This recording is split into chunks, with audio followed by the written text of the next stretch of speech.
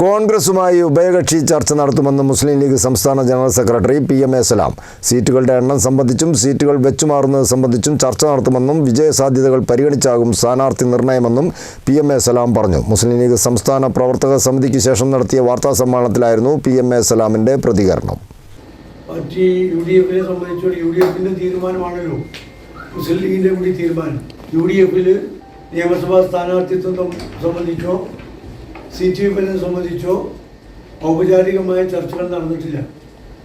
ജനുവരി 15 മുമ്പ് UDF-ലെ ഘടകകക്ഷികൾ തമ്മിലുള്ള സീറ്റ് വിഭജനം പൂർത്തിയാക്കണം എന്നാണ് UDF യോഗത്തിൻ്റെ തീരുമാനം. അതനുസരിച്ച് അടുത്ത് തന്നെ ഉഭയകക്ഷി ചർച്ച കോൺഗ്രസും മുസ്ലിം ലീഗും തമ്മിൽ ഉണ്ടാകും എന്നാണ് ഞങ്ങളുടെ പ്രതീക്ഷ.